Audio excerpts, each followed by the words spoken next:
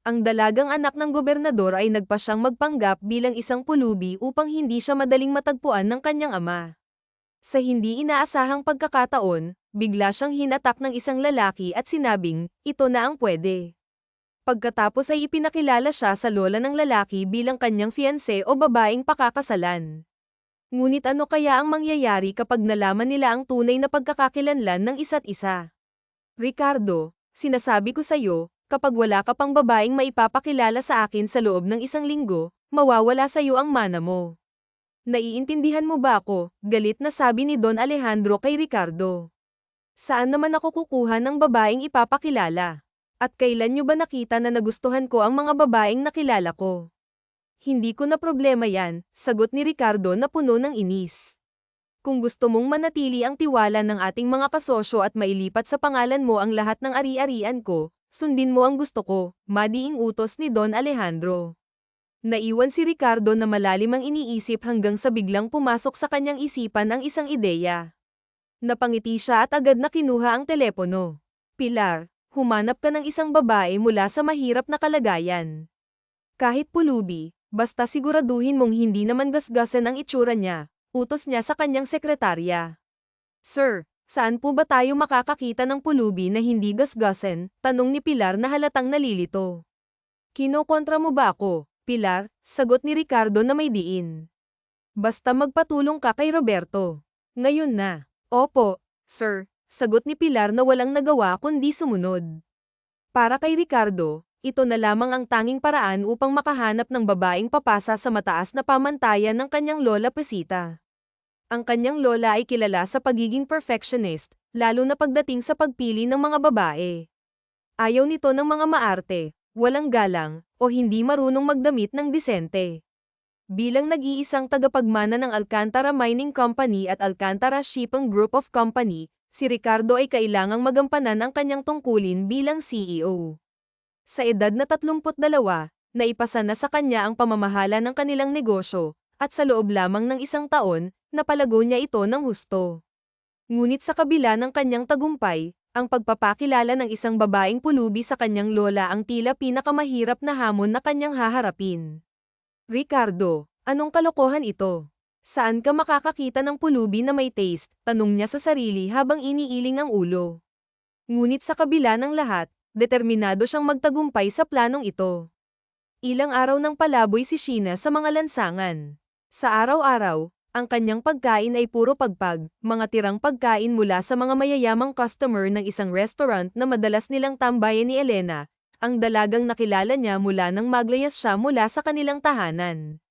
Kailangan niyang magmukhang pulubi at madungis upang hindi siya matagpuan ng kanyang ama. Oo, mayaman sila. Anak siya ng isang gobernador na kilalang kilala dahil sa mga kontrobersya ng korupsyon. Ayaw niyang mag-asawa muli ang kanyang ama, ngunit wala siyang nagawa nang dalhin nito ang Kir-Aida sa kanilang bahay. Dahil hindi na niya kinaya ang sitwasyon, lumayas siya nang walang dalang anuman kundi ang kwintas na alaala ng kanyang yumaong ina at kaunting pera. 5 taong gulang pa lamang si Sheena nang maaksidente ang sasakyan ng kanyang mga magulang. Tanging ang kanyang ama lamang ang nakaligtas. Bagamat nawala ang kanyang ina, hindi siya pinaramdam ng kanyang ama na may kulang sa pagmamahal. Binuhos nito ang lahat ng atensyon at pag-aaruga sa kanya. Lumaki siyang puno ng pagmamahal mula sa ama. Ngunit nitong huli, hindi niya matanggap ang desisyon nitong magpakasal muli. 1 taon na lang sana at matatapos na ni Sheena ang kursong abogasya, ngunit tila malabo na itong mangyari dahil sa kanyang paglayas. Habang buhay na nga siguro siyang magiging palaboy. Napadpad siya sa Batangas, sakay ng bus. Bumaba siya sa terminal nang walang kaalam-alam sa lugar, at dahil limitado ang kanyang dalang pera, napilitan siyang maging palaboy. Kinailangan niyang kumain ng mga tirang pagkain, magkalakal ng basura, at magtiis sa hirap upang mabuhay. Sa kasalukuyan, pansamantala siyang nakikitira sa bahay ni Elena, isang maliit, masikip, at mabahong barong-barong. Malayo ito sa marangya at komportableng buhay na nakasanayan niya noon. Ngunit wala siyang karapatang magreklamo dahil nakikituloy lamang siya. Ate Sheena, nag-iisip ka na naman. Tulog na tayo, maaga pa tayo bukas sa tindahan ni Aling Kuring. Sayang din yung kikitain natin doon, masiglang sabi ni Elena, na may ngiti sa labi. Naiisip ko lang, Kumusta kaya si Daddy? Hinahanap niya kaya ako, sagot ni Sheena, habang malalim ang iniisip. Taiman ka talaga, ate. Nagpapanggap kang ang pulubi, nagtitiis kang madumi ang maganda mong mukha para lang hindi ka matagpuan ng daddy mo, tapos ngayon iniisip mo siya. Bakit, ate? Ayaw mo na ba rito? Tanong ni Elena, na may halong biro. Tumingin si Sheena sa kanya at umiling. Namimiss ko lang si daddy, pero ayaw ko pang umuwi sa amin. Ayaw kong makita ang bago niyang asawa, sagot ni Sheena, sabay tayo. Matulog na tayo. Kinabukasan, maagang nagising sina Sheena at Elena. Matapos maligo, isinuot ni Sheena ang kanyang butas-butas na damit at pantalon. Nagtimpla siya ng kape, isang bagay na noon lang niya naranasan mula ng Maglias. Sa dati nilang tahanan, laging hot choco ang iniinom niya tuwing umaga. Kumuha siya ng bahaw na kanin at sinabaw ng kape. Mabuti na lang at may natira pang tuyo mula kagabi. Sabay silang kumain ni Elena, pinaghati-hatian ang bahaw na kanin at tuyo. Pasalamat sila na hindi pagpag ang kanilang pagkain ngayon, dahil malaki ang kinita nila kahapon sa pangangalakal at paghingi ng barya. Eksaktong alas 5 ng umaga nang dumating sila sa palengke. Kinuha sila ni Aling Kuring upang tumulong sa kanyang munting karenderya. Tinanggap nila ang trabaho kahit nakilala si Aling Kuring sa pagiging kuripot magbigay ng sahod, dahil ang kapalit nito ay libreng pagkain. Sa bawat araw na lumilipas mula nang maglayas si Sheena mula sa kanilang tahanan, naranasan na niya ang lahat ng klase ng trabaho. Noong una, hindi niya kayang sikmurain ang pagkain ng pagpag, ngunit dahil kailangan niyang mabuhay, tiniis niya ang lahat. Ate Sheena, maaga pa naman. Doon muna tayo sa pwesto natin, maya na tayo umuwi, sabi ni Elena habang naglalakad sila pauwi. Tumango si Sheena, alam niyang sayang din ang kikitain nila. Malaking tulong ito upang makabili sila ng 5 kilong bigas at masarap na ulam. Sa ganitong paraan, hindi nila kailangang mag-alala tungkol sa pagkain sa susunod na araw. Pagdating nila sa kanilang pwesto, agad na umupo si Sheena sa isang gilid. Si Elena naman ay nagsimulang manghingi ng barya mula sa mga dumadaan. Nakakapagod ang ganitong klase ng trabaho, ngunit wala siyang ibang pagpipilian kundi ang magpatuloy sa ganitong buhay, kahit nalabag ito sa nakasanayan niya. Laking gulat ni Sheena nang biglang may naglagay ng 1,000 piso sa kanyang palad. Agad niyang tiningnan ang 2 taong nasa kanyang harapan, isang babaeng sexy at isang lalaking may edad na. Napaatras siya nang bigla na lang hawakan ng babae ang kanyang braso. Mas malaki pa ang mabibigay ng boss ko kung papayag ka sa gusto namin, sabi ng babae, na nagpakilalang si Pilar. Kumunat ang noo ni Sheena. Ano bang pinagsasabi niyo? At sino po ba kayo? Tanong niya, halatang naguguluhan. Huwag kang matakot, Ineng. Mabuti kaming tao, sagot ng lalaki. Ako nga pala si Roberto, family driver ng mga Alcantara, at siya naman si Pilar, Pilar ang kabayo, dagdag pa nito, na sinamahan ng ngiti. Umayos kayo kung hindi sisipain ko kayo, iritadong wika ni Pilar sabay irap kay Mang Roberto. Ineng, parang awa mo na, pakiusap ni Mang Roberto. 2 araw na kaming naghahanap ng pulubi na katulad mo. Lagi na lang mainit ang ulo ng boss namin. Sige na, pumayag ka na sa gusto namin. Malaking halaga ang ibibigay sa'yo ni boss kapag pumayag kang maging fake fiancé niya. Fake fiancé? Ibig sabihin, magpapanggap akong fiancé ng boss ninyo, tanong ni Sheena, halatang naguguluhan. Oo, Ineng. Kaya pumayag ka na. Yung ibang detalye, si boss na ang magpapaliwanag sa'yo, sagot ni Mang Roberto. Magpapanggap ka lang naman, ate. Malaking pera yan. Ilang buwan tayong hindi magugutom kapag tinanggap mo yan, dagdag ni Elena, na halatang excited sa ideya.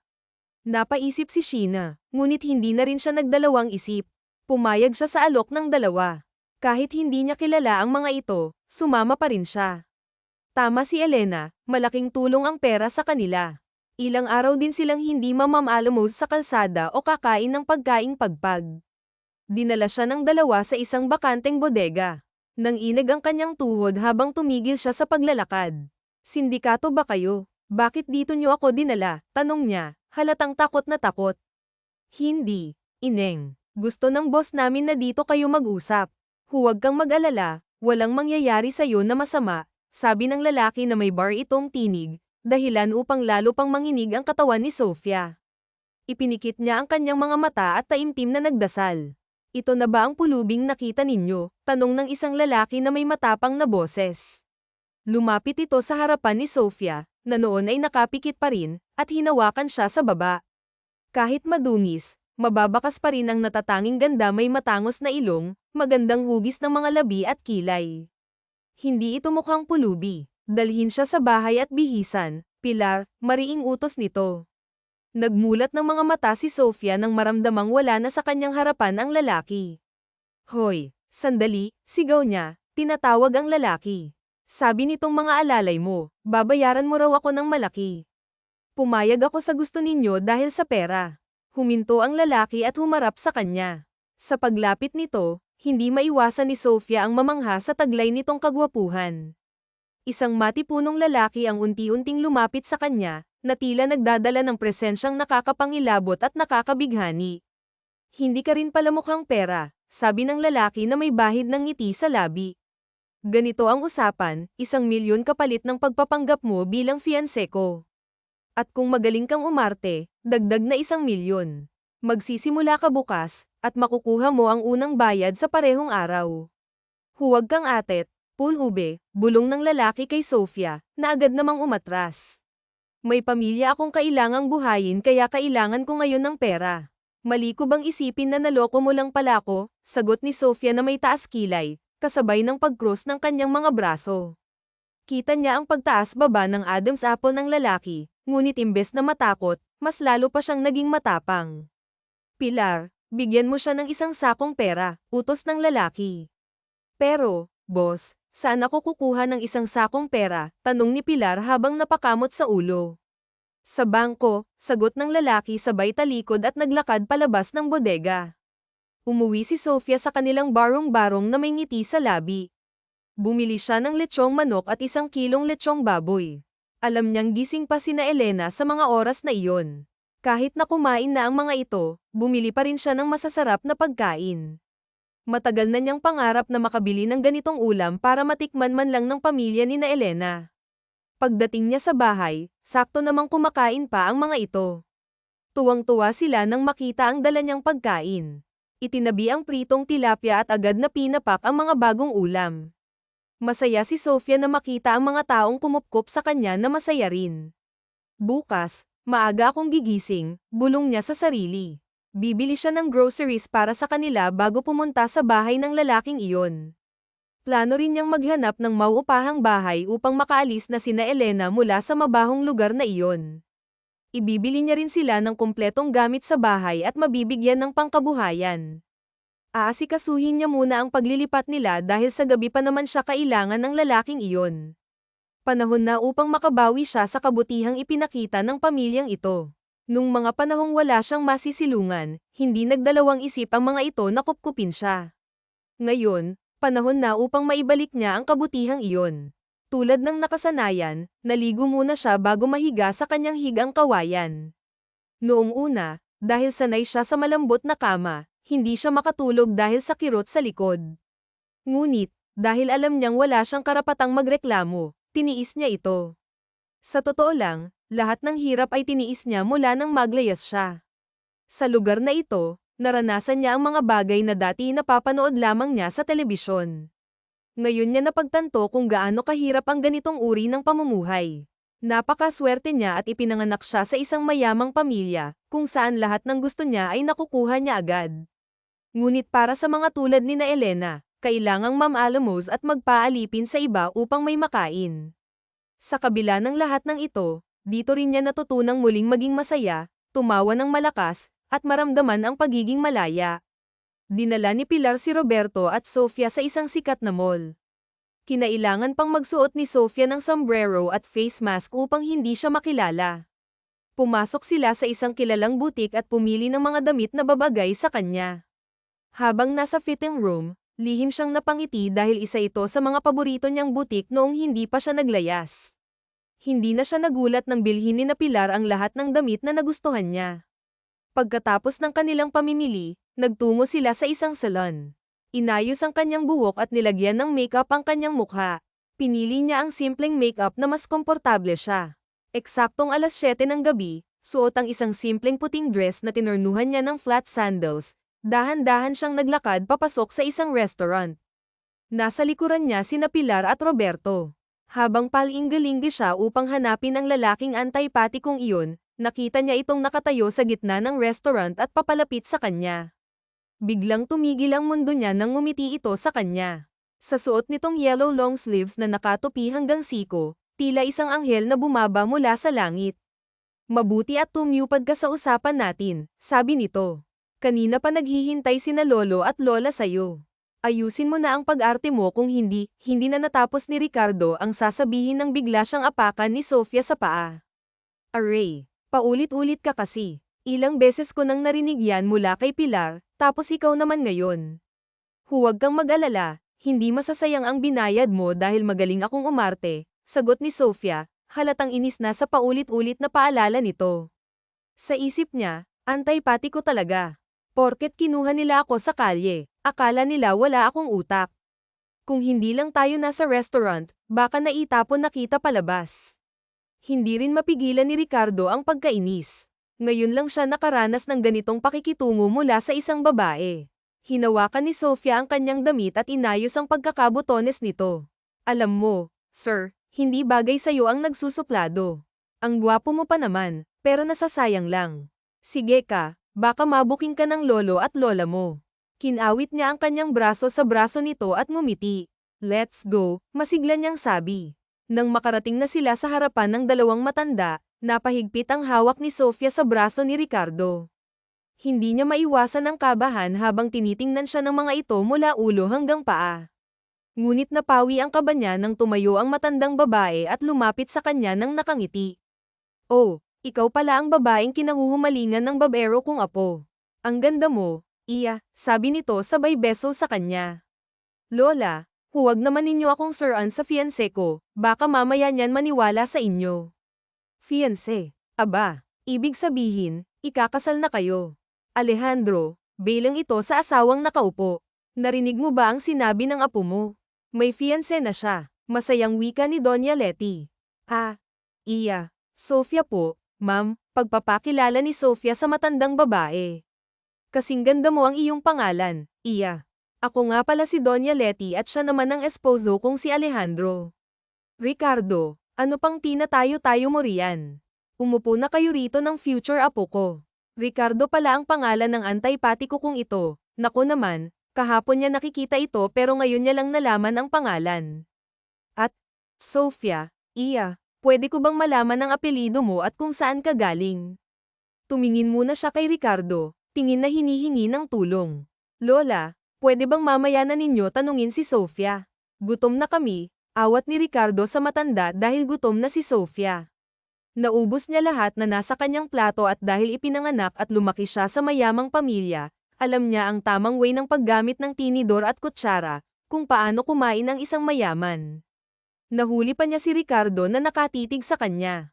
Patapos na silang lahat sa pagkain nang muling magsalita si Doña Letty. Pinaghandaan ni Sofia ang gagawin. Hindi pwedeng malaman nila na anak siya ng isang gobernador, lalo na si Ricardo. Paninindigan niya na siya ay isang pulubi. Humawak siya sa ulo at pumikit, kunwaring masakit. Humawak na rin siya sa kamay ni Ricardo. Kailangan niyang galingan ng pag-arte para hindi sila mahalata. Love, pwede mo na ba akong ihatid sa bahay? Umaatake na naman itong migraine ko. Hindi ko dala ang gamot ko. Ah, iya, okay ka lang ba? Pasensya na po kayo, ma'am, umatake na naman itong migraine ko. Kapag ganito na po kasakit ng sobra, kailangan ko na pong uminom ng gamot. Ah, ganun ba? O ano pang hinihintay nyo, Ricardo? Ay uwi mo na si Sofia para makapagpahinga na rin. Iya. Sa isang araw na tayong magkwentuhan kapag okay na ang iyong pakiramdam, ha? Nag-aalalang wika ng Donya. Nakahinga si Sofia ng maluwag. Nasa loob na sila ng sasakyan ni Ricardo. Investigador ba ang lola mo? Ang daming tanong eh. Gagawin nilang lahat para malaman nilang nagpapanggap ka nga lang. Gawain talaga ni lola na imbestigahan ang mga babaeng involved sa akin, kaya galingan mo ang pagpapanggap para hindi tayo mahuli. Hanggang kailan ba ako dapat magpanggap? At saka, kailangan ko ng kontrata. Aba, malay ko bang lolokohin mo ako sa bayad? Pagak na tumawa si Ricardo bago binuhay ang makina ng sasakyan. Mukha ka talagang pera. Sa panahon ngayon, wala nang libre, kailangang kumita para mabuhay. Bumaling ng tingin si Ricardo kay Sofia. Kanina habang kumakain tayo. Bakit ang galing mong humawak ng kutsara at tinidor? Bakit ang galawan mo ay pangmayaman? Tumingin si Sofia kay Ricardo. Hindi porket pulubi ako, wala nang alam. Siyempre, may cellphone din naman ako, nanunood din naman ako sa YouTube, pagsisinungaling niyang wika. Pinahanga mo ako eh, di ba sabi ko sa'yo, magaling akong umarte, wika niya sabay kindat kay Ricardo. Bakit dito mo ko dinala? Tanong ni Sofia nang nasa kondo siya dinala ni Ricardo. Di ba gusto mo ng kontrata? Ipagtimpla mo muna ako ng kape. Tinuro ni Sofia ang sarili. Ako, sino bang kasama ko rito? Bilisan mo, wala ka bang kasama rito? At bakit akong inuutusan mo? Saad ni Sofia sabay upo sa sofa. Gusto mo ng kontrata, di ba? Pero kung ayaw mo, madali naman akong kausap. Padabog na tumayo si Sofia. Oo na, antay-pati kong ito, pabulong niya. Anong sabi mo? Hindi na pinansin ni Sofia ang sinabi ni Ricardo. Diretsyong pumasok siya sa kusina. Binuksan ang mini cabinet at kumuha ng tasa. Sunod na kinuha ang kape, cream at asukal. Sinaksak ang cord ng heater habang nagpapainit ng tubig. Naglakad siya pabalik sa sala. Malinis ang buong unit, ibig sabihin may naglilinis dito. Walang ibang decoration ang sala kundi isang painting ng babaeng nagsasayaw sa gitna ng entablado. Parang kilala niya ang babae sa painting, hindi niya lang maalala kung saan niya ito nakita. Nagulat pa siya nang biglang magsalita si Ricardo sa likod. Nasaan na kape ko? Oo nga pala, magtitimpla nga pala siya ng kape. Muli siyang bumalik sa kusina at nagtimpla ng kape ni Ricardo. Binuksan niya ang ref nito at kumuha ng fresh milk. Namiss niyang inumin ito. Dati-dati, pagkagising niya sa umaga, fresh milk agad ang iniinom niya. Dala ang isang tasang kape at isang basong fresh milk, bumalik siya sa sala. Naabutan niya si Ricardo na nakaupo, bahagya pang kumunat ang noo nito pagkakita sa kanya. Ibang klaseng pulubi. Sino nagsabi sa'yong pwede mong pakialaman ang laman ng ref ko? Pabagsak na binaba ni Sofia ang kape sa table center. Ang damot mo. Ikaw lang ba itong nauuhaw? Ibalik mo yan. Wala kang karapatang kunin ang hindi sayo. Pero imbes na pakinggan ang sinasabi ni Ricardo, ininom ng tuloy-tuloy ang gatas at nakangiting pinakita kay Ricardo ang basong walang laman. Sorry, oh, hawak ko eh, mapang-asar niyang wika.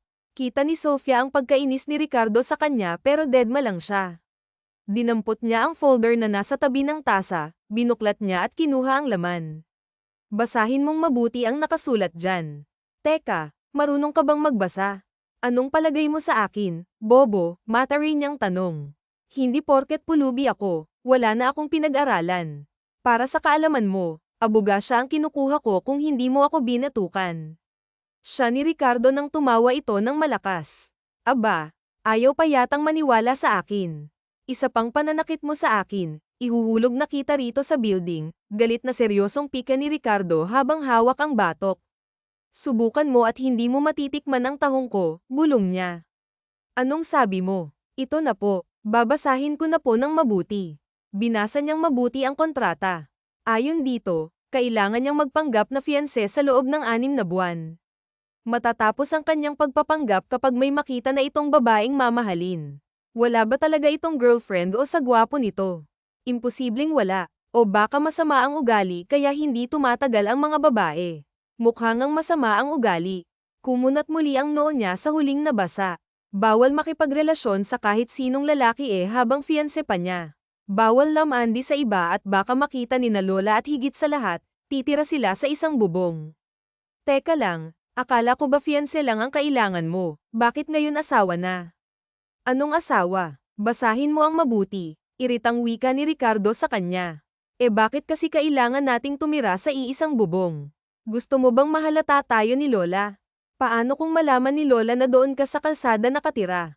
Di bukang tayo. Hindi gamitin ang utak. Ginagamit ko ang utak ko kaya nga nagtatanong ako. Virgin pa ako, malay ko bang manyak ka pala? Baka mamaya gapangin mo ako habang masarap ang tulog. Demanda talaga kita. Anong pinagsasabi mo? Anong pakialam ko kung virgin ka pa? Sa tingin mo gagapangin kita? Hoy, mas maraming babaeng malinis ang tahong kaysa Aray, daing ni Ricardo nang hampasin siya ng folder. Sorry, ikaw kasi ang bastos ng bibig mo. Ako pa talaga itong bastos. Ikaw itong naunang magbukas ng ganyang topic. Pirmahan mo na yang kontrata at simula ngayon, dito ka natitira. Tumayo si Ricardo at lumapit sa kabilang upuan. Mapanakit masyado itong duwende. Pagkatapos mong pirmahan yan, linisin mo ang kwarto ko. Gusto ko wala akong makikitang alikabok, wala kang gagalawin sa loob. Tumaas ang isa niyang kilay. Kanina fiancé tapos naging asawa, ngayon katulong. Bakit hindi mo pa nilagay dito sa kontrata na all-in-one pala ang kailangan mo? Ang dami mo pang pasakalye. Katulong pala ang kailangan mo, hindi fiancé, naiinis na wika ni Sofia. Gusto mo ng pera, di ba? Gawin mo lahat ng pinag-uutos ko. Ay, kung sabihin ko kaya kay Doña Letty na binayaran mo lang ako para magpanggap. Another 10,000 para sa paglilinis mo nitong bahay, kulang. Aba, maglalaba pa ako, magluluto at higit sa lahat, mamamalengke kaya kulang yang 10,000 mo, naka-cross-arm na wika ni Sofia, 20,000 okay na ba? Deal, kindat niyang wika kay Ricardo. Kita niyang naiirita na ito sa kanya. Umpisa pa lang ang gagawin niyang pang-aasar dito. Tingnan natin kung sino ang boss sa kanilang dalawa. Aba, hindi porket mayaman siya, siya ang masusunod. Hindi pwede. Mayaman rin naman siya, kaso nga lang siya lang ang nakakaalam na mayaman siya. Mukha ka talagang pera. Malakas na katok ang nagpabalikwas ng bangon kay Sofia. Kinuha niya ang cellphone at tiningnan ang oras. 7:00 na pala ng umaga. OMG, 7 na. Nako, magagalit na naman yung antipatiko kong palaka. Bakit naman kasi pinatay niya ang alarm kanina? Yan tuloy tinanghali siya ng gising. Dali-dali siyang tumayo at binuksan ang pinto, hindi niya alintana na wala siyang suot na bra. Nakasimangot na mukha ni Ricardo ang nabuksan niya. Ang gwapo pa rin nito kahit salubong ang 2 kilay. Ganyan ka ba talaga ka-irresponsible sa trabaho mo? Lagi na lang ba akong mauunang magising? Ay, sorry naman, napasarap ang tulog ko. 8:00 pa naman ang pasok mo, di ba? Ipagluluto na kita ng almusal mo, madali lang ta. Wika niya habang naglalakad patungo sa kusina. Kumuha siya ng itlog at ham sa ref. Isinaksak niya rin ang heater, isinangag niya ang tirang kanin niya kagabi, pinagsabay niya na rin lutuin ang itlog at ham. Inilabas niya na rin ang adobong manok at pinainit. Si Ricardo naman ay naaliw habang nakatingin sa abalang si Sofia. Hindi ito magkanda o gaga sa paghahanda ng almusal niya. Actually, Sabado ngayon at wala siyang pasok. Ginaising niya lang ito dahil ipapasyal niya ito sa mall at ibibili ng mga kailangan nito sa katawan. Sexy ito kahit maliit na babae, may matambok na puwet at hinaharap, makinis at maputing mga hita, hindi akalain na galing ito sa mahirap na pamilya at isang pulubi. Ang mahaba nitong buhok ay nakapuyod, mataas, may magandang mukha at matangos na ilong, mapupulang mukha na ang sarap halikan. Sa ilang araw niyang kasama ito, ay ngayon niya lang ito na-apresya ng mabuti ang ganda niya. Ricardo, pwede ka bang ma-inlove sa isang pulubi? Ikakahiya ka ng iyong pamilya kapag nalaman nilang isang pulubi ang naiibigan mo. Teka nga muna, sino may sabing in love ako sa duwendeng ito? Parang sirang palakang kausap ang sarili. Aray, bigla siyang tumayo nang dumaing si Sofia. Lumapit siya rito at hinawakan ng kamay nitong napaso. Kumuha siya ng yelo at nilagay sa kamay na napaso. Bakit kasi hindi ka nag-iingat? Yan tuloy napaso ka. Seremonya late ka na kasi sa trabaho mo. Aray, dahan-dahan naman virgin pa yan. Aray naman, idiniin kasi ni Ricardo ang yelo sa napaso niya. Sari-sari kasi ang lumalabas sa bibig mo. Umupo ka na roon at ako na maglalagay nito. Sumunod naman si Sheena. Uupo na sana siya nang mapansin na wala siyang bra, kaya pumasok siya sa kanyang kwarto. Pagkatapos nating kumain, magbihis ka. Mamamasyal tayo sa mall at kakain sa labas. Treat ko dahil bukas may pupuntahan tayong party. Gusto kong maganda ka at maayos ang damit. Wala ka bang pasok? Wala. Tinapunan niya ng masamang tingin si Ricardo. Napaso pa ako sa pagmamadali, yun naman pala wala kang pasok. Aba, reklamo ka pa. Kumain ka na lang. Kakaumpisa lang nilang kumain nang may mag-doorbell. Tumayo si Sheena at binuksan ang pintuan. Laking gulat pa niyang si Doña Leticia ang nasa labas. Oh, iya, nandito ka pala, bati nito sabay halik sa pisngi. Ah, Doña Leticia, Ano pong ginagawa ninyo rito? Malakas niyang tanong sa Donya para marinig ni Ricardo. Dinadalaw ko ang aking apo. Dito ka ba natulog, Iya? May apo na ba ako sa tuhod? Masayang tanong ng Donya kay Sofia. Lola, anong ginagawa niyo dito? Bakit parang gulat na gulat kayong dalawa?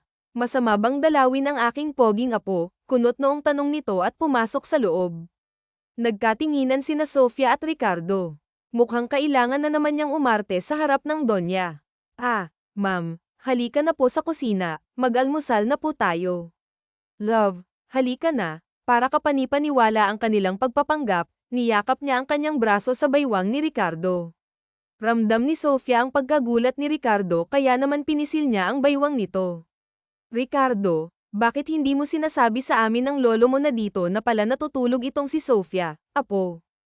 Kasal muna bago ang honeymoon. Ma'am, hindi pa po namin ginagawa ang bagay na yan kasi gusto ko pong ibigay iyon sa unang gabi namin bilang mag-asawa. Ako po ang nagpipigil kapag si Ricardo ay hanggat na, kunwaring kinikilig niyang wika habang binibigyan ng makahulugang tingin si Ricardo. Tama yan, Iya, at saka lola na ang itawag mo sa akin kasi magiging apo na kita. Kailan ba balak ninyong magpakasal? Muntik nang masamid si Sofia sa tanong ng matanda. Ah, next year po, lola. Bakit next year pa? Bakit hindi na lang sa next month? Akong bahala sa lahat. Tila excited na wika ng Donya. Ah, lola, napag-usapan na po namin ni Ricardo na next year na lang po. Hindi naman po kami nagmamadali, di ba, love? Ay, kung yan ang gusto ninyo, wala akong magagawa, payag na ako, pero in one condition. Napatingin ang dalawa. Naku naman, bakit ganito itong lola ni Ricardo? Hindi lang pala ito matanong kundi may mga kondisyon pa. Kinuha ni Sofia ang kanyang kape at humigop. Lumapad ang pagkakangiti ng Donya bago nagsalita, mag-kiss kayo sa harap ko. Naibuga ni Sofia ang kape sa sinabi ng Donya. Hindi pa nga siya nakaka-recover sa sinabi ng Donya nang hapitin siya ni Ricardo at hinalikan siya sa noo. Ricardo, anong palagay mo kay Sofia? Matanda. Bakit sa noo mo siya hinalikan? Naku naman talaga, gulat na nga siya sa ginawa ni Ricardo, itong matandang ito ayaw pang pumayag na sa noo siya halikan. Anong gusto niya? Salabsab siya halikan ni Ricardo. Aba, hindi maaari, virgin pa ang labi niya. Lola, hindi na naituloy ni Sofia ang sasabihin ng lamapat ang labi ni Ricardo sa kanyang labi. OMG, ang lambot ng labi niya. Naitulak ni Sofia si Ricardo nang marinig nila ang nakakakilig na tawa at palakpak ng Donya. Ang sweet nyo, mga apo. Ganyan nga, magmahalan kayo katulad namin ng inyong lolo, mag-aaway pero hindi maghihiwalay. Aba, si Donya Leticia ay naging millennial yata pagdating sa pag-ibig. Alam ba ninyo noong kabataan namin ni Alejandro, malimit kaming mag-away noon, lalo na nung pinagbubuntis ko ang daddy mo, Ricardo.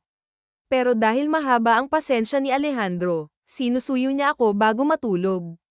Ayaw niya kasi na matulog kaming may sama ng loob. Doon ko nakitang mahal na mahal talaga ako ng lolo niyo kaya unti-unti kong binago ang ugali ko. Mula noon, kapag nagkakaroon kami ng hindi pagkakaunawa ni Alejandro, inaayos ko kaagad. Unawain at intindihin ang isa't isa para tumagal ang relasyon. Mahal na mahal namin ang isa't isa, hanggang ngayon nga, naglalandian pa rin kami tuwing gabi. Halata sa Donya ang kilig at pagmamahal sa asawa. Sana all na lang, lola.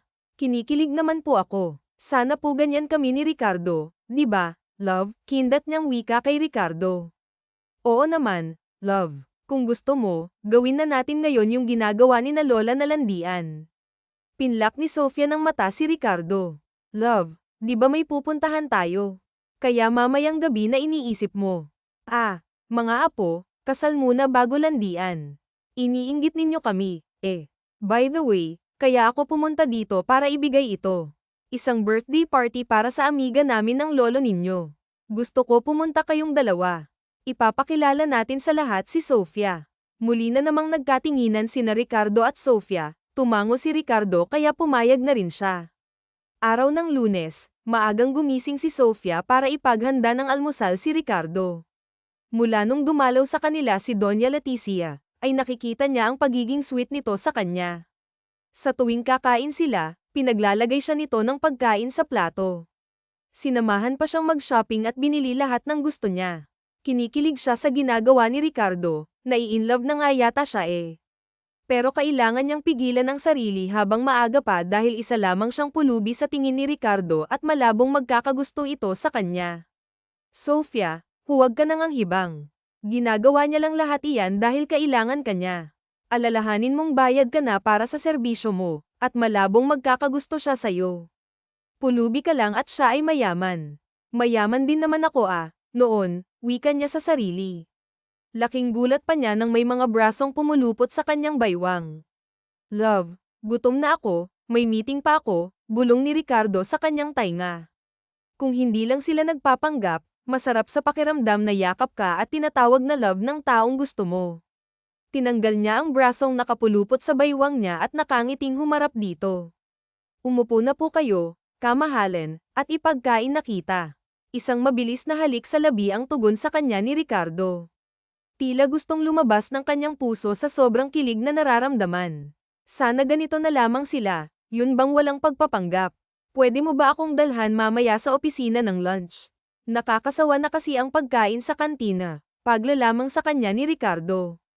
Ano bang gusto mong ulam mamaya? Sinigang na hipon with love, wika nito sabay kindat. Okay, your request is granted with coffee jelly dessert, pakyut niyang saad. Pagkaalis ni Ricardo ay agad siyang nagtungo sa palengke para bumili ng hipon at gulay. Pagdating niya ay agad niyang niluto ang gagawing coffee jelly. Habang hinihintay na tumigas ang gelatin, ay naglinis na siya ng buong bahay at isinalang sa washing machine ang kanilang damit ni Ricardo. Mula nang pumayag siya sa kasunduan nila ni Ricardo, ganoon na araw-araw ang routine niya bilang isang fake fiancé. Siguro kung sa ibang taong hindi nakakaalam ng tunay nilang sitwasyon, iisipin nilang tunay silang mag-asawa. Pagkatapos niyang maglinis at maglaba, nagluto na siya. Pagkaluto ng kanin at ulam, ay agad niyang nilagay sa Tupperware. Inihanda na niya ang lahat ng dadalhin sa mesa bago siya naligo. Isang maong na short at mahabang damit ang suot niya, panaresen niya ng sapatos. Ang basang buhok ay hinayaan niyang nakalugay. Bitbit ang bag na may lamang pagkain at bumaba na siya ng building. Naghihintay na sa parking lot si Mang Roberto. Kumatok muna siya bago pumasok sa loob ng opisina ni Ricardo. Tila alam na ng sekretarya nito na dadating siya. Muntik man niyang mabitawan ang bitbit na bag nang makita ang eksena sa loob ng opisina ni Ricardo. Kahit na fake fiancé lang siya, bakit nararamdaman niya ang ganitong sakit? Bakit parang nagseselos siya at nasasaktan sa nakikita sa kanyang harapan? Kailangan niyang pigilan ang emosyonal na nararamdaman ngayon. Siya ang fiancé kaya lalaban siya, parang sira lang. Ipaglalaban ang wala naman. Tumikim siya para maaga ang atensyon ng dalawang naglalampungan. Nakakaistorbo ba ako? Masarap bang humalik ang fiancé ko? Sa gulat ay naitulak ni Ricardo ang babaeng nakaupo sa kanyang kandanggan. Love, anong ginagawa mo rito? Halos mautal na tanong ni Ricardo. Di ba nga, nagpapadala ka nitong lunch? Hindi mo naman sinabing nandito pala ang kabit mo, sana'y hindi na lang ako tumuloy. Karen, umalis ka na. Pero, babe, ang babaeng yan ang paalisan mo, isturbo Marteng wika nito. May kilala akong hired killer at matagal na silang walang napapatay. Gusto mo bang tawagan ko sila at bantayan ka sa labas? Pero huwag kang mag-alala, dadalhin ka muna nila sa langit bago ka nila pahirapan. Kinuha niya ang cellphone at kunwaring may tatawagan. Ang totoo, wala naman siyang kilala, luka-luka lang talaga siya. Natatawang sinundan niya ng tingin ang babaeng tumakbo palabas.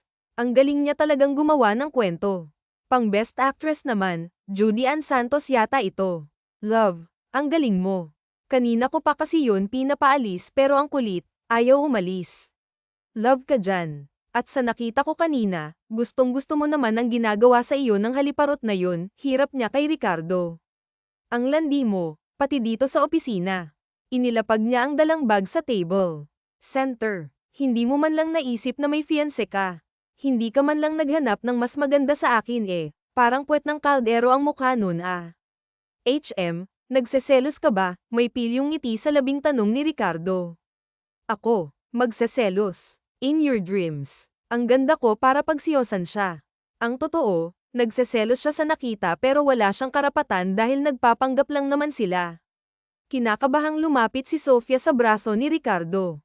Hindi niya maintindihan ang sarili. Sanay naman siya sa ganitong okasyon, pero bakit ganito ang nararamdaman niya ngayon? Kilala sa buong Pilipinas ang magja-celebrate ng birthday, sila lang naman ang nagmamay-ari ng malawak na pinyahan sa bukid noon kaya ganito na lang kabongga ang party. At sa pagkakataong ito, kailangan niyang galingan ng pag-arte para hindi siya mabuking. Huwag na lang kaya tayong tumuloy. Kinakabahan ako wika niya kay Ricardo. Hinawakang mabuti ni Ricardo ang kamay ni Sofia at pinisil-pisil. Kasama mo ako, at saka di ba magaling kang umarte? Kayang-kaya mo yan. Hinalikan pa siya sa noo kaya kahit papano, ang takot na nararamdaman niya ay napalitan ng kilig at saya. Pagpasok pa lang nila ay sinalubong agad sila ni Doña Leti at Don Alejandro. Nagmano siya sa dalawang matanda, bagay na bagay kayo mga apo, and I'm so glad na pumunta kayo, napakaganda mo iya. Thank you po, Lola. Kayo rin po ang ganda ninyo. Sabay-sabay silang pumasok sa main event. Marami ng taong nagkakasiyahan sa gitna ng stage ay nasal-ayan niya si Mrs. Smith, ang birthday celebrant, katabi nito ang gwapong asawa na dating congressman ng bukid noon.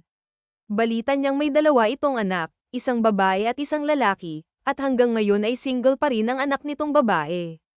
Bakit hindi mo ligawan ang anak ni Mrs. Smith? Maganda naman siya, tingnan mo tanong niya kay Ricardo habang nakatingin sa babaeng nasa kabilang table. Napakaganda nito at inosenteng tingnan. Gusto mong masira ang gabi ko? Seryosong tanong ni Ricardo. Sanggit, nagtatanong lang naman ako. Nagtataka lang ako kasi, bullshit. Okay, zipper my mouth na nagagalit. Irap niya ang wika rito. Samantalang kanina pa titig na titig si Ricardo kay Sofia. Ang ganda niya kahit napakasimple ng kanyang makeup sa mukha. Minsan nga, napapaisip siya kung talagang pulubi ba ito dahil sa mga nakikita niya rito o sadyang marunong lang ito. Pero imposible talaga, ang sexy nito sa suot na black fitted dress. Kanina pa niya gustong halikan sa labi ito at kanina pa nagwawala ang kanyang alaga.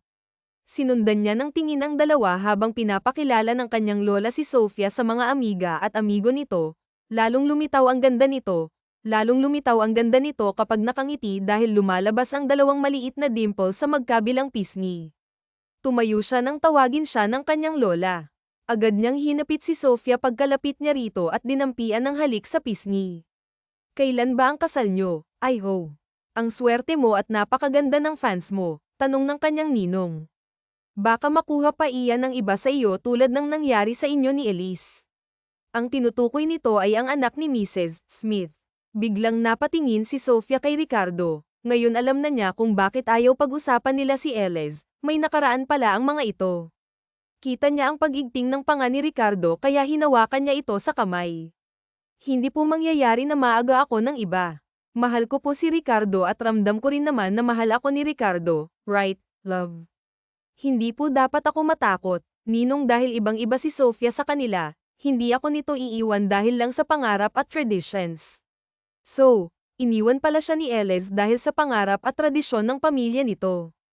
Nasa gitna sila nang nagpapakilala nang may biglang may tumawag kay Sofia. Sofia, anak, kahit hindi lumingon si Sofia ay alam at kilala niya ang boses na tumawag sa kanya. Humigpit ang pagkakahawak niya kay Ricardo. Dito na pala kita makikita, anak. Ang tagal na kitang hinahanap, wika ng ama ni Sheena sabay yakap sa kanya. Governor Inares. Anak mo pala itong fiancé ng apo ko, gulat na tanong ni Doña Leticia. Oo, naglayas siya sa amin at matagal ko na siyang hinahanap.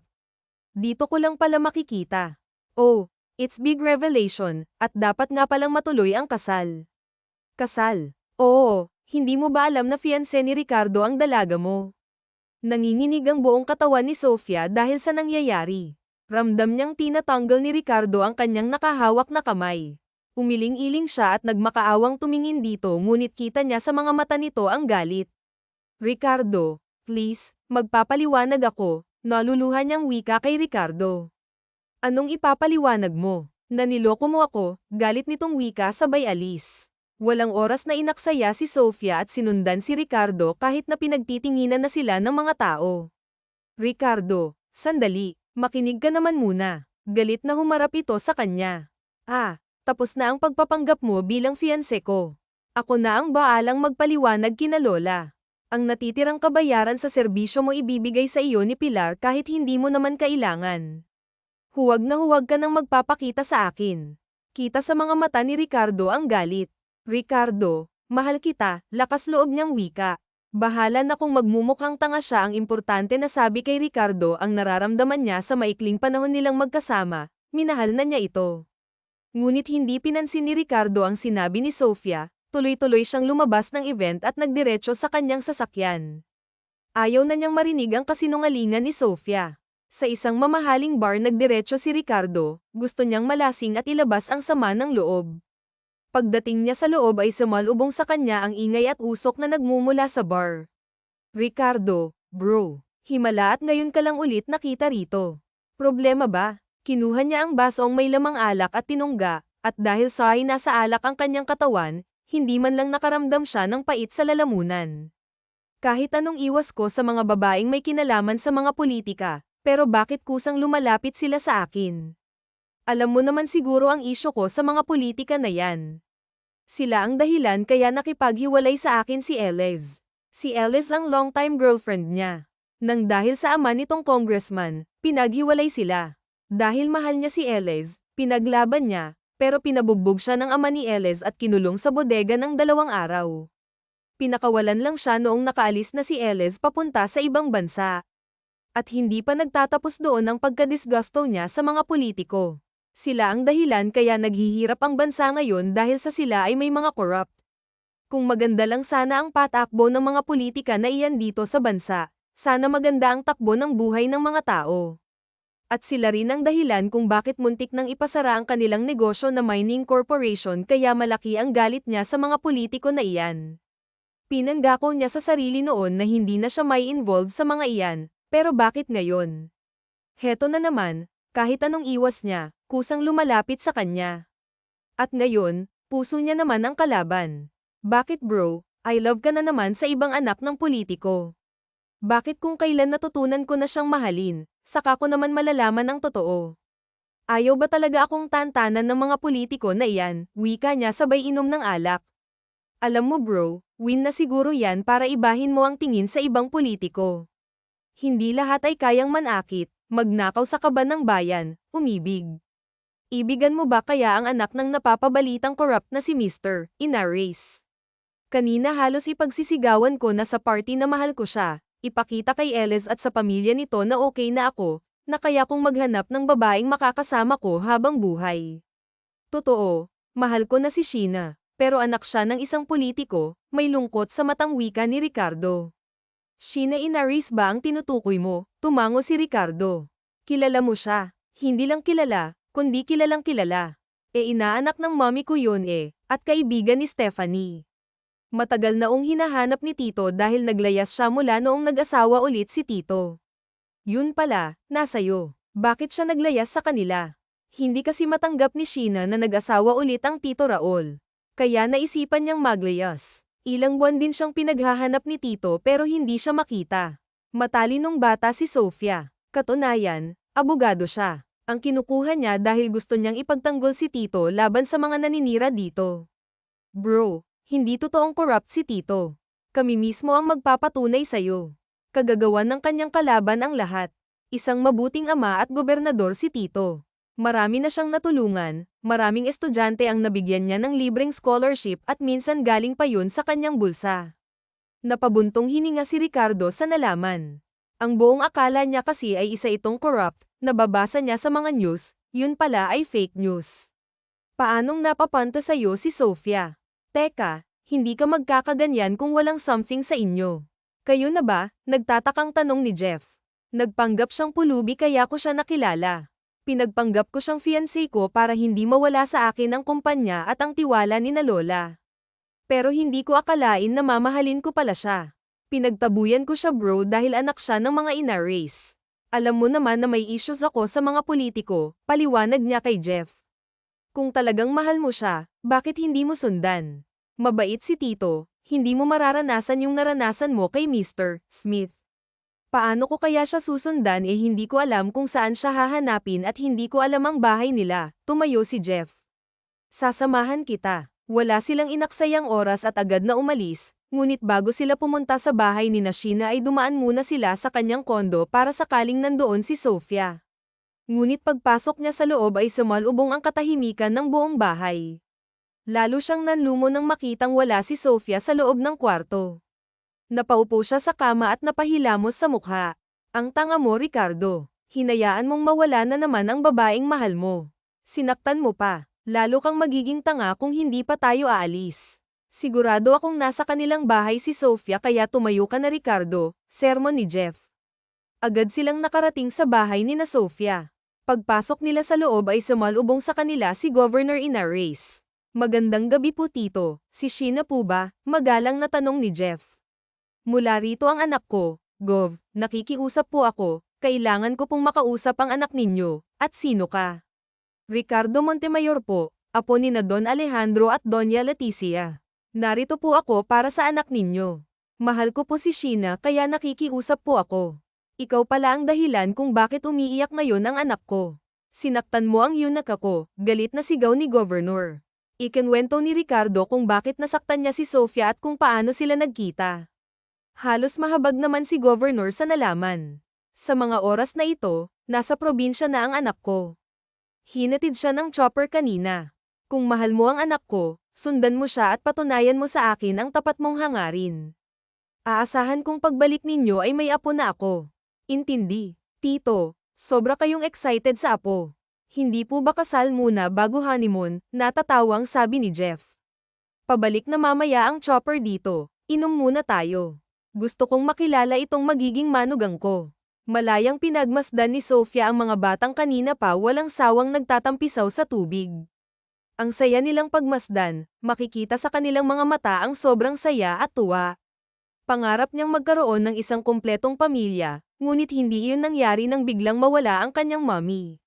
Lumaki siyang tanging ang kanyang daddy ang kasama, at mula nang magkaisip siya, itinatak niya sa kanyang isip na gusto niya na balang araw kapag may pamilya na siya, iingatan at mamahalin ng buo. Gusto niyang magkaroon ng masayang pamilya sa piling ng taong mahal niya, ngunit paano niya iyon matutupad kung pinagtabuyan na siya? Mahal niya si Ricardo pero nasaktan siya nito. Isang araw na siya rito sa isla.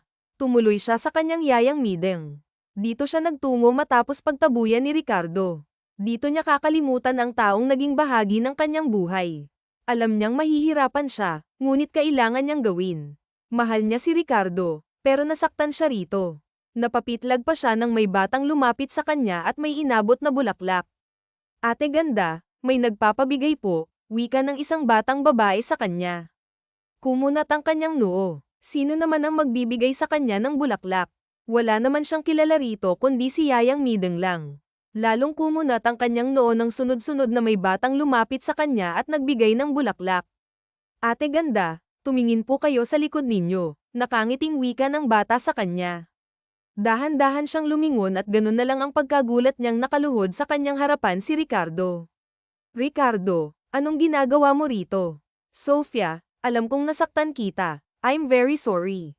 May mga isyo kasi ako sa mga politiko kaya ganun na lang ang reaksyon ko nang malaman kong anak ka ng napapabalitang corrupt na gobernador. Pero kagabi pinatunayan ng iyong daddy na mali ako, na hindi lahat ng nasa posisyon ay corrupt. Sorry dahil nahusgahan ko agad kayo ni Tito. Mahal kita, Sheena. Hindi na nga mahal, kundi mahal na mahal. Maging pulubi ka man o her-edera ng mga Inares, ikaw pa rin ang babaeng mahal ko. Anak, huwag mong sagutin yang buang na yan, tinalo ako sa inuman, sabat ng ama ni Sofia. Natatawang tinayo niya si Ricardo. Bakit mo tinalo si Daddy? Ayaw niya na tinatalo siya sa inuman, ang gusto niya siya ang panalo, bulong ni Sofia kay Ricardo. Kakamo-kamot sa batok si Ricardo. Ito talagang magiging biyenan niya, sa lawahan. Kagabi lang at kanina close sila at gustong-gusto siya para sa anak tapos ngayon binabaliktad na siya. Sorry, hindi ko alam edad. Huwag kayong mag-alala, sa sunod panalo na kayo, wika ni Sofia sa ama. Ay dapat lang, baka magbago ang isip kong ipakasal kayong dalawa. Tumingin si Sofia kay Ricardo. Kasal, ang ama mo talaga pahamak. Kagabi lang at kanina close kami tapos ngayon binubuking ako, panira ng moment eh. Bamaling si Ricardo sa gobernador na ngayon ay tinatawanan siya. Gov, sinisira ninyo yung diskarte ko, Yan tuloy hindi na surprise. Isa pang tawag mo sa akin ng Gov, ipapakulong kita. Wala kang galang sa magiging biyenan mo. Hala, mag-propose ka na sa aking Yunaka at naiinip na akong marinig ang paghindi ng anak ko, kindat niyang asar kay Ricardo. Ito na nga po atat muling humarap si Ricardo kay Sheena. Love, alam kong ang bilis ng mga pangyayari pero gusto kong madaliin ang lahat. Gusto na kitang makasama habang buhay. Gusto kong may akap na kita ng panghabang buhay, yung kung maaangkin sa gabi. Hinampas siya ni Sofia sa kanyang sinabi. Hinuli niya ang kamay nito at hinagkan. Mahal kita Sheena, ikaw lang ang gusto kong maging ina ng 10 nating anak. Ano? 10? Balak mo yata akong gawing baboy Hoy Montemayor, anong higpit na mga sperm cell mo at gusto mo ay sagad? Hindi baboy ang anak ko Love, pigilan mo ako, baka kung anong magawa ko sa ama mo. Love, hayaan mo na si Daddy, ugali talaga niyang mangasar, pag-alo ni Sofia kay Ricardo. Love, will you marry me, please? Kasagad, hindi mo pa nga ako nililigawan pakipot ni Sheena. Araw-araw kitang liligawan at kahit kasal na tayo at may mga anak na liligawan pa rin kita to prove my eternity love for you. Yes, I will marry you Ricardo, mahal na mahal kita love and I'm sorry for hurting you. Hindi ko gustong saktan ka at handa akong maging ina ng sagad mong anak basta ba mga kamukha ko silang lahat, nakangiting wika ni Sofia. Simulan na natin, lokong bulong ni Ricardo kay Sofia. Hoy Montemayor, kasal muna bago honeymoon, muling sigaw ni Gov kay Ricardo. Yan kagabi lang sabi ninyo gumawa agad kami ng inyong apo tapos ngayon nagagalit kayo. Lasing ako nung sinabi ko yun, napapailing na lamang si Ricardo. Ginawa pa siyang sinungaling. Ay, baka nga ho natatawa na lamang si Sofia sa asaran ng 2 lalaking importante sa kanyang buhay. Muling nagkaayos sila ng kanyang daddy dahil kay Ricardo. Tanggap niya na rin ang bago nitong asawa. Wala rin naman siyang magagawa dahil iyon ang gusto ng kanyang ama. Sabi nga ng iba, mahirap pigilin ang mga pusong nagmamahalan, tulad na lang ng pagmamahal niya kay Ricardo. Hindi niya akalain na sa maikling panahon niyang nakasama ito sa isang bubong ay mamahalin niya agad ito. Iba maglaro ang tadhana, kung hindi siya naglayas at naging pulubi, malamang sa ngayon, 0 pa rin ang love life niya. Laking pasasalamat niya sa Diyos na hindi siya pinabayaan at binigyan pa siya ng lalaking mamahalin habang buhay. Ang pamilya ni Elena ay masaya nang namumuhay sa bagong bahay ng mga ito. Ang perang binayad sa kanya ni Ricardo ay binili niya ng lupa't bahay ng mga ito. Ikinuha niya rin ng pwesto sa palengke ang nanay nila para may panggasto sila sa araw-araw. Si Elena at mga kapatid nito ay muling nag-aral. Binigyan ng libreng scholarship ng kanyang ama si Elena para makapagtapos ng kolehiyo. At siya, heto at magtatapos na rin sa kursong abogasya. Kahit malaki na ang kanyang tiyan, ay proud pa rin siyang umakyat ng stage para tanggapin ang diploma at title na cum laude. Yes, buntis po si Sofia. Hindi talaga siya tinantana ni Ricardo hanggat hindi nakakabuo. Pagkatapos ng kanilang kasal ay hindi na siya tinigilan kaya ang resulta, buntis agad. At ang kanyang daddy ang number 1 na natuwa sa magandang balita. Pagkababa ng stage ay agad siyang niyakap ni Ricardo at hinalikan sa labi. Narinig niya rin ang palakpakan ng mga taong nandoon. I'm so proud of you, love. You made it. Thank you, love, kasi hindi mo ako pinabayaan. Sinuportahan mo ang gusto ko. Because I love you. Lagi mong tatandaan na mahal kita, kayo ni baby. Muling hinagka ni Ricardo sa labi si Sofia. Montemayor, maya ka naman. Hindi pa nga nilalabas ang unang apo ko, ganyan ka na naman bumabanat, ni Goff. Hindi na pinatulan ni Ricardo ang pang-aasar ng kanyang biyenan. Baka ma-stress ang kanyang asawa. Bawal na bawal pa naman dito ang ma-stress lalo at malapit na itong manganak. Isang malaking salo-salo ang ginanap sa bahay ni na Sofia. Kumpleto ang lahat. Apo, binabati kita. Sa wakas, may abogado na sa pamilya natin, betang wika ni Doña Letty. Thank you po, Lola. Masayang natapos ang kanilang salo kaya pagod na binagsak ni Sofia ang kanyang katawan sa kama. Lumapit sa kanya si Ricardo at niyakap siya ng mahigpit. Love, napakaswerte ko kasi nakilala kita. Kung hindi ka siguro nagpanggap na pulubi at hindi ako naghanap ng pulubi, siguro hanggang ngayon, pariwara pa rin ang buhay ko. Siguro tuluyan nang hindi ibigay sa akin ni na Lola ang kumpanya. Siguro hanggang ngayon, may galit pa rin ako sa mga politiko. Thank you dahil dumating ka sa buhay ko, wika ni Ricardo sabay dampi ng halik sa labi. Hinawakan ni Sofia ang magkabilang pisngi ni Ricardo. Ako ang swerte, Saw. Dahil napakabuti mong asawa, sinuportahan mo ang pagbabalik school ko, pati dyan ako sinuportahan mo, natatawang wika ni Sofia.